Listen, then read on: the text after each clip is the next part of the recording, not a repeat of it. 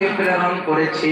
আপনার জীবন থাক অথবা যাক, মার আসুক অথবা না আসুক, কারাগারে থাকতে হোক আর অথবা না হোক, আপনি সকল ঝুঁকি মাথায় নিয়ে দিন কায়েমের কাজ আপনি করেছেন কি করেন নাই, এই ব্যাপারে আমি আল্লাহ এই ব্যাপারে কোনো ছাড় আপনাকে দিব না।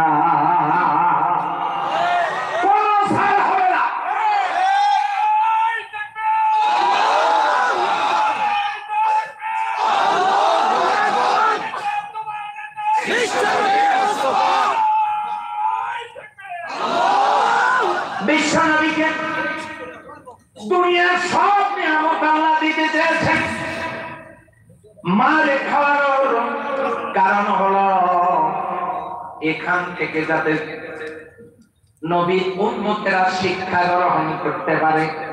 যার আগে এবং পরে সকল গুনাহ আসিরাতুল আম্বিয়া, সকল নবীগণ মাসুম, যাদের জিন্দেগিতে কোনো গুনাহ নাই। আপনার আমার নবী যিনি জান্নাতি, তিনি যদি আল্লাহর পক্ষ থেকে জান্নাতি মাসুম হয়ে থাকেন, তাহলে তাকে কষ্ট দিতে হবে কেন?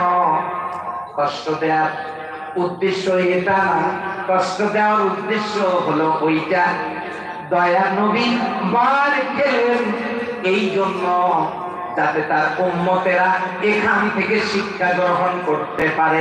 যদি জেলে যাওয়া লাগে, শিয়াবে আলী তালিবের 3 বছরের জেল তিনি রেখে দিলেন।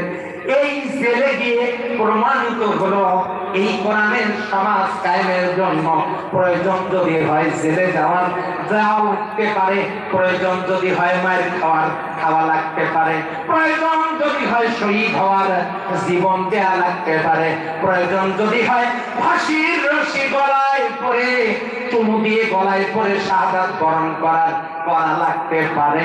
এই শিক্ষা তিনি দিলেন, এটাও শিখালেন দিন কায়েমের কাজে আমার নবীকে পর্যন্ত আমি সাথ দেই নাই, সেই নবীর উম্মতদেরকেও এই কাজ থেকে বিরত আল্লাহ এবং তার রাসূল দেখতে চান না। কথা বলেন ঠিক না ঠিক? সেই নবীর প্রেমে, নবীর জীবনের সিরাতের আলোচনায় প্রয়োজন যদি হয় জেল জুলুম নির্যাতনের, আমাদের ভাইরা জীবন দিয়েছেন, রক্ত দিয়েছেন, শহীদ হয়েছেন, জেল কেটেছেন।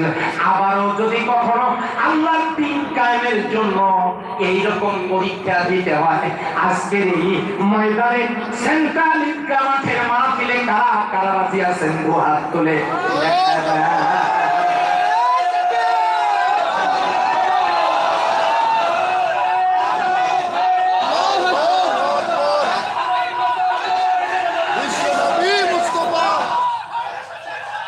আলহামদুলিল্লাহ, আলহামদুলিল্লাহ।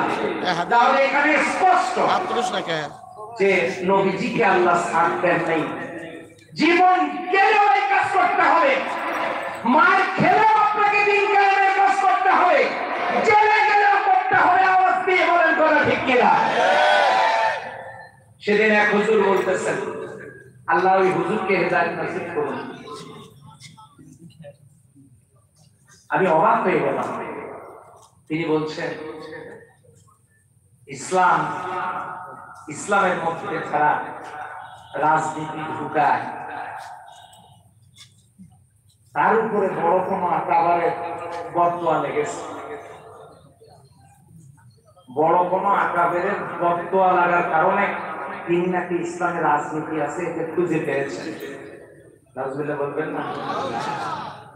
কত বড় জাহেল হলে, জাহেলে মুরাক্কাব, কত বড় জাহেল হলে এরকম উক্তি করতে পারে। আমি বলতে চাই, যিনি ইসলামের রাজনীতি খুঁজে পান না, আমার তো মনে হয় তার উপরে স্বয়ং নবীজির বদদোয়া লেগেছে। কেন? স্পষ্ট তো আল্লাহ তাকে এই কথাটা বলে দিয়েছে, এই কাজের জন্য আপনাকে নবী করে প্রেরণ করেছে। আপনি যদি মনে করেন এই কাজটা আমি করব না, তাতে আমার ক্ষতিটা কি?